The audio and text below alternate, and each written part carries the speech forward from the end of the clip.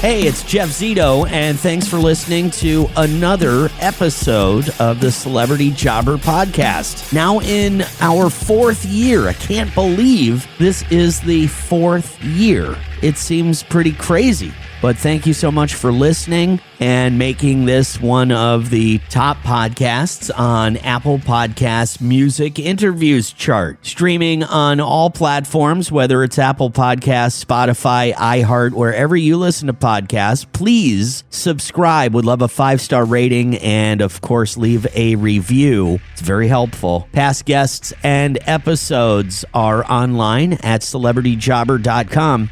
And pretty much we look at the lives of these celebrities early on, like before they were famous. You know, they weren't always just stars. They, were regular people, held regular jobs. So we talk about what their regular jobs were before they were famous, their first job, and maybe the big break, the moment that really, made their career take off, and what they're doing today. Michael Damian Weir, born into a very musical family. He has had one hell of a run as Danny Romalotti on the soap opera The Young and the Restless. He also appeared in a few episodes of The Facts of Life, landed the starring role on Broadway for Joseph and the Amazing Technicolor Dreamcoat, and had a #1 single back in 1989 with a cover of David Essex's Rock On. I had no idea that before The Young and the Restless, Michael Damian was really involved in a family business, which we're going to find all about, plus a lot more. Plays the role of Danny Romalotti on the soap opera The Young and the Restless. Michael Damian is my guest this week on Celebrity Jobber. The Celebrity Jobber Podcast with Jeff Zito. If you like what you hear, please subscribe, give a 5-star rating, and leave a review. Check out all our past episodes on Apple Podcasts, Spotify, or wherever you pod. What if these celebrities weren't famous? What would they have become? What was their first job? We're about to find out. Hey, how's it going? Michael, how are you? It's been a long time, and I feel like... I know. I feel like we're old friends because, I've known of Danny Romalotti since I was 6 years old because my mother and my sister are huge fans, and, and then I guess by osmosis, I kind of got sucked into it myself. I think that happens to a lot of guys. I love it, and I want to thank your family for getting you sucked into the show. That's awesome. Well, I did. I met with my mom yesterday, who, by the way, just she fell and broke her hip in 3 places. But I told her, I said, "Hey, on my podcast, oh, no. She's okay though. She's doing okay. Thank you." I said on my podcast this week, I got a surprise for you. You'll freak out when you hear. So I didn't tell her it was going to be you, but great. This is going to be a lot of fun. Michael, congratulations, first of all, on, I don't know what you guys are doing on The Young and the Restless. I'm looking at a picture here. Malcolm, Cricket, you, Jack Abbott. You used to look exactly the same for the last 35 years. Well, you're very kind. Well, I will say that I think that, I definitely think that Cricket is de-aging. I'm trying to get her secret. She will not tell me. I'm like, what are you doing? What is your ritual? But, it's a really great group of people. And I think everybody on the show really, takes care of themselves and, really, just trying to, really stay, relevant and stay healthy and keep doing great stuff. And I'm really blessed to be a part of that. Man, it's pretty incredible because I feel like I hit a wall right at 35, and here you guys are. Oh, stop. So, before, when I first found out that you were going to come on, I'm like digging in a little bit, looking at some bio from Michael Damian. I know a lot about you, but I had no idea that when you were a kid, you were in, for lack of a better description, a family band like the Partridge Family. You and your brothers and sisters were in this family band when you were a young kid. Tell me a little bit about growing up and how that even happened. Well, my mother was a concert pianist, and she taught us all. I have 8 brothers and sisters. There's 9 of us, and we all play multiple instruments and sing. And we had a family band for many years. We didn't have a cool bus like the Partridge Family, but we were, yeah. And so we had been performing for years and years, and we moved to LA. We're from San Diego County, and then we moved up to LA, and then I recorded a single, and had the great fortune of performing it on Dick Clark's American Bandstand. And that's when the producers of Young and the Restless saw me on American Bandstand and wrote the character of Danny Romalotti, the singer. And so that's sort of how it all progressed, and that's the genesis of everything. The Celebrity Jobber Podcast with Jeff Zito. The Celebrity Jobber Podcast with Jeff Zito. What's the, like, what you said, 9 brothers and or you're one of 9? I mean, yeah. How many, like, what's, how far of an age gap is there? I have 6 sisters and 2 brothers, and we're pretty much 1 year after the next. I mean, it was like, there's a gap of about a 2-year gap between me and my younger sister. And so, but other than that, it was like every year there was a kid. Wow. So my mom was very busy. Yes, she was. Now, what is all of your other brothers and sisters? Are they still in the business? Are they as successful in the music business still? Well, yeah, my brothers are Grammy Award-winning hit, music producers, and have the top recording studio in LA called Studio City Sound, and artists like, No Doubt, Eric Clapton, Rod Stewart. I mean, you name it, the list goes on and on of people that have been in there. So that's been a really great inspirational hit factory that I've been able to tap into and work on. That's what I'm working right now on the new album. And my sisters still play music. Mostly, a lot of them do a lot of weekend church music and performing at the churches. And, but there's still that music connection that will never go away. Right. Now, I got to ask, Michael, I mean, it seems like, music has always been a part of your life. I mean, and I did watch the Dick Clark American Bandstand thing. You were just a kid. You're like 18 years old. I mean, oh my God, did you really? I watched it, yeah, and I was like, wow. I was just kind of amazed because I had no idea about the family band and the genesis of your story. And I was just like really impressed. So was that moment, would you consider that like a big break moment in your life? Oh, yeah. Oh, it changed everything, yeah. So what happened was I got on in all the teen magazines, and that sort of, Tiger Beat and Teen Beat and all that. And so it was kind of happening at the same time. And then Dick Clark, invited me onto the show, which was really amazing. And that really started everything. So right. Dick Clark he's been just so inspirational, and wow, love him, and really miss him. The Celebrity Jobber Podcast with Jeff Zito. Celebrity Jobber. So you get into this world, right? You're a musician. You're on Dick Clark, an American Bandstand. They see you. You're on the magazine covers. They write a role for you. You become now, a star on TV. Was that like an accident? Were you just like always? Did you want to just be a musician and then the acting happened, or were you an artist that wanted to do both? Well, I was, first of all, everything was music and everything was driven by music. But when Young and the Restless saw me on American Bandstand, and wrote the character, I've always been interested in acting, but I just never really, I just didn't really know how to start and didn't really have an in.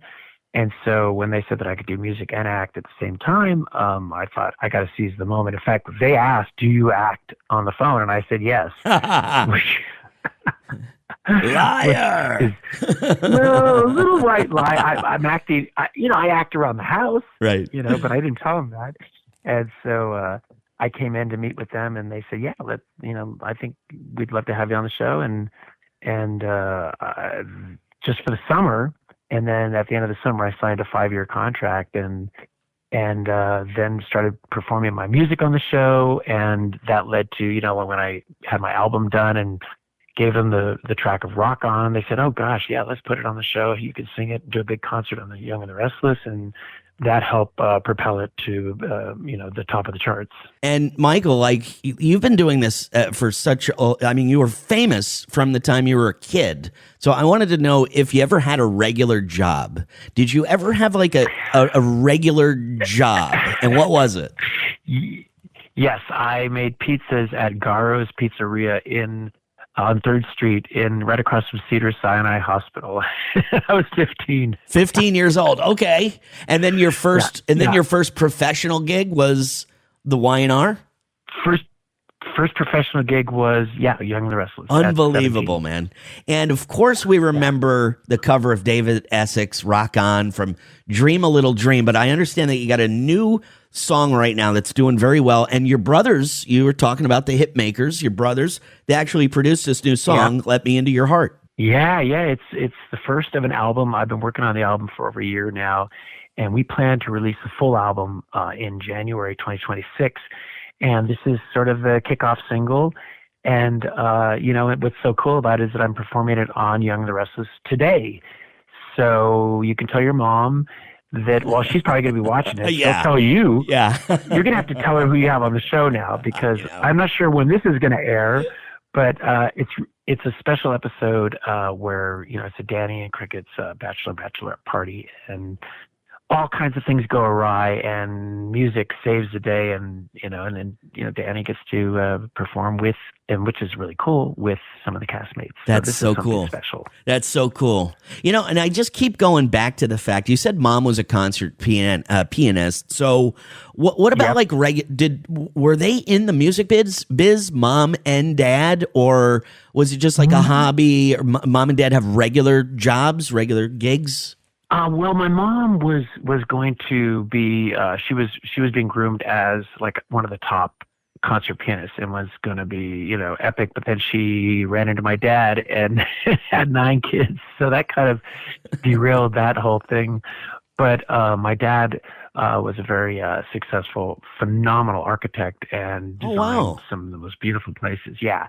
So but the cool thing is they met because my dad joined the choir in San Diego, and my mom was, the choir director. So she met him. He's a really good singer, my dad. So mom and dad were both supportive of the kids and the band and everything, because they definitely were connected to. Okay, because I was just like, wow, that's a major commitment when your family has this traveling professional band. Like, major commitment. Yeah. They were incredibly supportive, and whatever we needed to do, they were there. Any instruments you wanted to buy, it was like, it was incredible. My parents were so incredibly supportive. Yeah. The Celebrity Jobber Podcast with Jeff Zito. An illegal alien from Guatemala charged with raping a child in Massachusetts. An MS-13 gang member from El Salvador accused of murdering a Texas man. A Venezuelan charged with filming and selling child pornography in Michigan. These are just some of the heinous migrant criminals caught because of President Donald J. Trump's leadership. I'm Kristi Noem, the United States Secretary of Homeland Security. Under President Trump, attempted illegal border crossings are at the lowest levels ever recorded, and over 100,000 illegal aliens have been arrested. If you are here illegally, you're next. You will be fined nearly $1,000 a day, imprisoned, and deported. You will never return. But if you register using our CBP Home app and leave now, you could be allowed to return legally. Do what's right. Leave now. Under President Trump, America's laws, border, and families will be protected. Sponsored by the United States Department of Homeland Security. Celebrity Jobber. Michael, was there ever a moment in your life where you're like, okay, this is great. Everything's hot right now. Everything couldn't be any better, but maybe I should have a backup plan. Was there ever a moment ever in your life to where you thought, if this ended, what am I going to do? this is probably not good advice for young people, but I did not have a backup plan because I just really knew what I wanted to do, and my goal, I just set goals, and my goal was I really wanted to have a number one record, and then it sort of transferred to, then I had a chance of performing on Broadway, and was fortunate enough to have the number one box office hit on Broadway, Joseph and the Amazing Technicolor Dreamcoat. And so I set a bunch of high goals, but the key is that I did not want to stop until it happened, until I reached them, and not necessarily that I would stop, but that then I would set a new goal. And I think what you're kind of alluding at is that I also fell in love with filmmaking, and I just like being inspired, and so I wanted to understand the whole process of filmmaking, and that's when I started making movies as a director, producer, writer, and now, fortunately, I'm fortunate enough to say that we've made now 20 movies. Wow! And actually have the number one hit movie in the world as of, it was a couple weeks ago on Netflix. It was called The Wrong Paris. It still is The Wrong Paris, wow. And that's really cool. So, those are. Just set goals. That's all I can say. Set goals and don't back off. If you really believe in it, that's what I just think you gotta go for it. And I'll give you an example. When I sent out Rock On to all the record labels, I got 10 rejection letters, and they said, "We don't hear the hit." And I was like, "Well, I still think it's a hit." So maybe I'm just delusional, but we got a number one record out of it, multi-gold. And so, I'm just glad I didn't give up when they said that to me. You know I guess I do understand when I talk to people and I ask them that question, like whether or not, like if this didn't work out, you have a backup plan. Most of them that have been chasing that dream when they were young, there was no backup plan because they were young and they were all in on it. And so your response is a very typical one. Listen, man, I don't want to take up any more of your time. But it was really great talking to you. I wanted to let everybody know once again, Let Me Into Your Heart, new song from Michael Damian. I'm so glad that I didn't say Danny Romalotti once during the whole interview. And I will say, I also learned, Michael, I also learned during this interview, maybe I know why my mom likes you so much, and that's because my dad is also an architect. So maybe there's some kind of connection that she figured out. I think so. Thanks for your time, and good luck with everything. Okay. And have a great day. Thank you. All right, thanks so much, man. Take care. And after a while, I'm like thinking to myself, man, I owe this guy an apology, Michael Damian. Who the hell wants to be told that their mom is a big fan of theirs? Like, I'm 50 years old, okay? You could probably as a broadcaster on the radio for many years, morning show, I remember going out and people saying to me like, hey, my mom is a big fan. It never makes you feel like such an old fogey. My mom is a big fan of yours. Like, oh, man. So sorry, Michael Damian, but when I told my sister that, she's like, it's not that bad. Worse than that is being called ma'am. So I just learned, don't ever call a woman ma'am. So anyway, I had no idea that Michael Damian was a part of a family band. They were called the Weirs, and you can look them up on YouTube. Pretty kooky band. They were really, back in the 70s. They were, like he said, he had 8 brothers and sisters. There were 9 of them in the band. They're all musical people still to this day, but it seems like Michael, the biggest star of the Weir family, if you will. Some of his brothers, though, producers, behind the scenes kind of guys, and own a studio in Los Angeles, won Grammys, and also producing Michael's new song, which is currently on the radio. It's called Let Me Into Your Heart.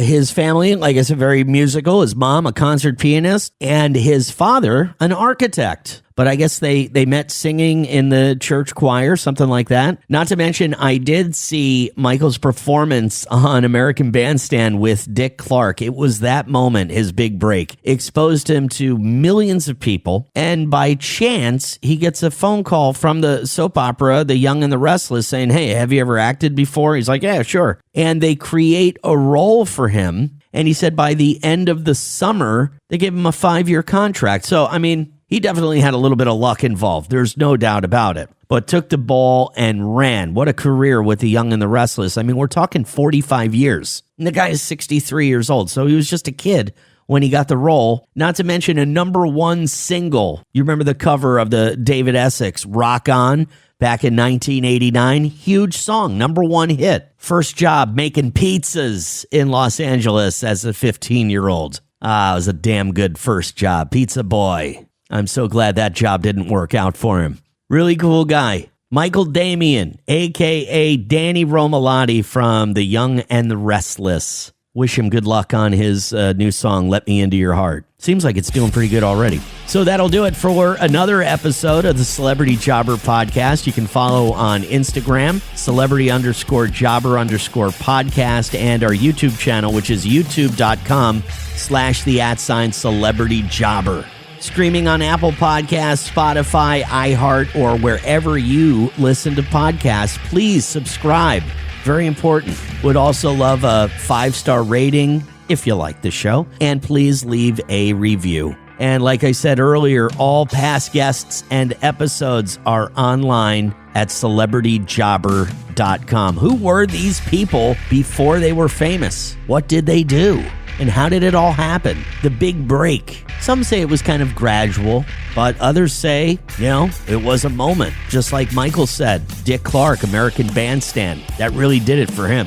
Everybody's got a story. That was a pretty good one. So I thank you once again for listening to another episode of the Celebrity Jobber Podcast. And until next week, I'll see you then. I'm Jeff Zito. AI agents are everywhere, automating tasks and making decisions at machine speed. But agents make mistakes.